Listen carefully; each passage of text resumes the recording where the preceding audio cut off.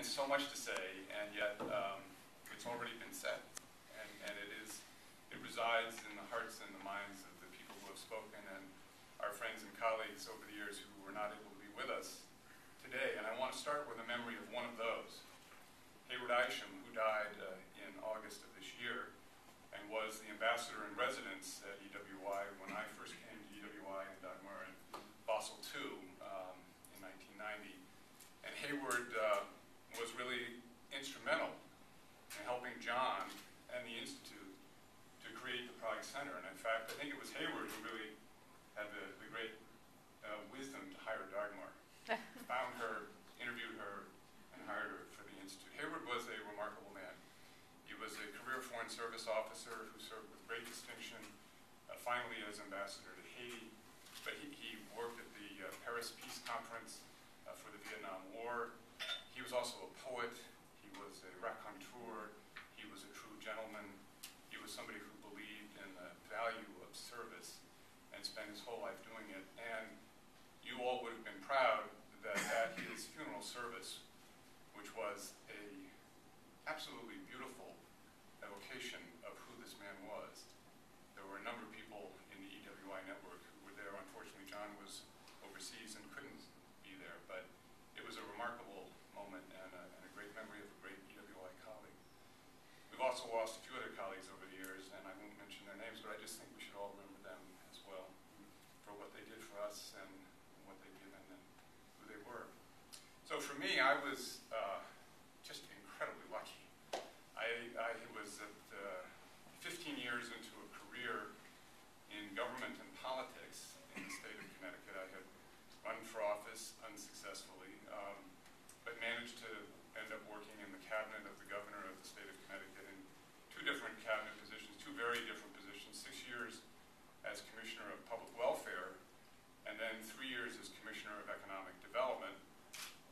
But I found, frankly, this was 1988, 1989, I found that I was getting a little bit jaded about government and about politics, about the system, because the system seemed so broken.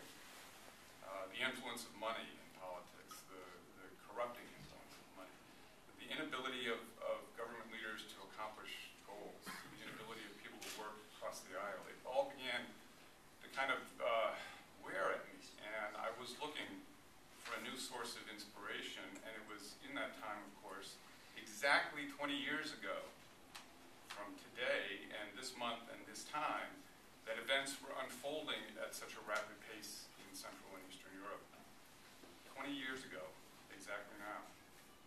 And it was in those moments that I began to feel this spark of renewal.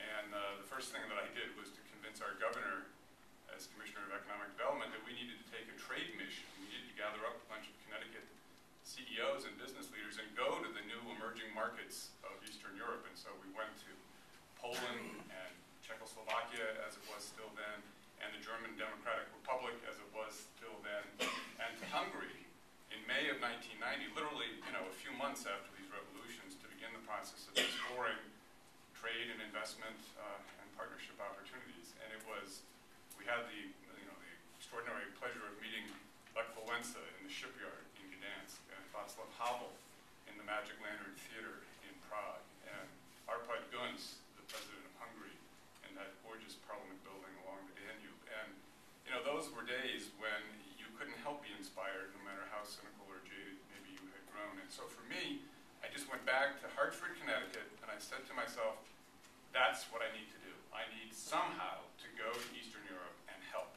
I don't know what, I don't know how, I don't know what I can do to be of use, but that's what I need to do. And I started talking to a few friends, and one of them, whom I will always be incredibly grateful to, said, well, you've got to meet John Moroz. And I said, who's John Moroz? And he said, well, he's the extraordinary dynamic leader of the Institute for East-West Security Studies. I said, what's that? And one thing led to another, and literally, I went to Eastern Europe in May. I met John in September. I left my job as Commissioner of Economic Development on a Wednesday in October, drove to New York, worked at the Institute's headquarters for 2 days, Thursday and Friday, flew to Prague Friday night, and was there with Vasil and Dagmar from then on, essentially. And it was a remarkable experience. And we had huge challenges in creating a in Central Europe, but we did it as a team. John parachuted in and basically lived with us in those early months because we had so much to do to get going with a very small team of passionate, inspired, and terrific people. So you know the story of what happened. I was hired as the deputy director because I didn't have any of the skills or the background or the knowledge to take this job, and John was taking this huge gamble on me, so I was the deputy director, but I very quickly became the director, and then ultimately John asked me to be his executive vice president and gave me the extraordinary privilege of working as his partner in managing the Institute. So I was there from 1990 in Prague to 97.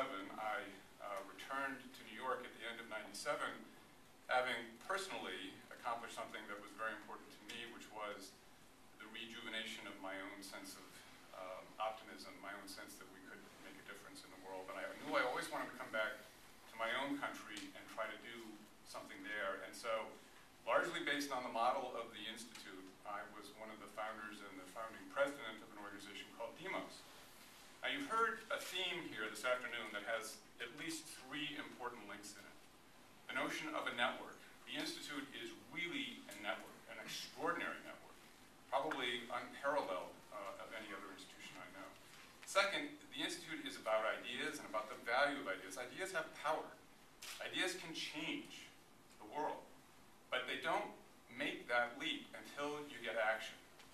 And so it's those 3 things, ideas and a network, to create the action so that change actually occurs. And when we founded Demos, you'll see it today if you look at the website, the tagline of Demos is a network for ideas and action. And that was precisely because of what I learned from John and the experience of working at the Institute. Demos is working largely in the domestic political front in the United States on political and economic reforms. I'm very proud to say that in 1997, somebody said, as I was trying to gather a board, and I was thinking about the kind of board that EWI had of extraordinary leaders from various sectors and different perspectives, somebody said, we ought to go out to Chicago and meet an incredible young man who's a state legislator named Barack Obama. And so Obama did come on the founding board of Demos. And now 3 of our former colleagues are in the Obama administration. So it was really based on the Institute, based on what I learned from John, that I was able to do that. And from there, as a complete surprise, I was recruited by an executive search firm to become the president of the Rockefeller Brothers Fund, which is a private foundation established by members of the Rockefeller family in 1940. And we work on 3 core issues: peace and security, democratic practice, and sustainable development. We work in the United States, we're working in China, we're working in the Balkans, we work in South Africa, and we work at the global level on a variety of these concerns as well. And again, you know, I happen to think, for me, given who I am, what I believe in, what my values are, I have the best job in the world. But I also know I wouldn't have that job if I hadn't had the opportunity of working at the Institute, because I learned so much from John and from all of you. This is the other thing. If it's network and ideas and action, it's also about co-learning and co-creating. This is very much an experience where everybody adds value from different points of view, from different cultures, from different technical skills, and we all learn from each other so much constantly that it was just a joy, it was exciting, it was energizing, it was inspiring, and still is today. So John, thank you very much. I think I can say thank you on behalf of everybody in this room. Thank you on behalf of Hayward Isham and for others who are not with us. And I want to leave you with one recommendation. I've mentioned this to a few other people. 20 years ago were these extraordinary events that unfolded. And a person from the EWI network has written a terrific book that just came out called The Year That Changed the World. And this is Mike Meyer. Many of you have met him at Institute events. He followed Andy Nagorski as the Newsweek correspondent based in Bonn. He arrived in 1989 and happened literally to be in Berlin, in Warsaw, in Prague, in Budapest, when each of the major events, and in Romania, he was actually a witness to the execution of Ceausescu, among other things. He was in each one of those places for all of those events of 1989, and the story he tells in his book is why we were all so inspired to do what we did, and I recommend it to all of you. So John, again, thank you so much.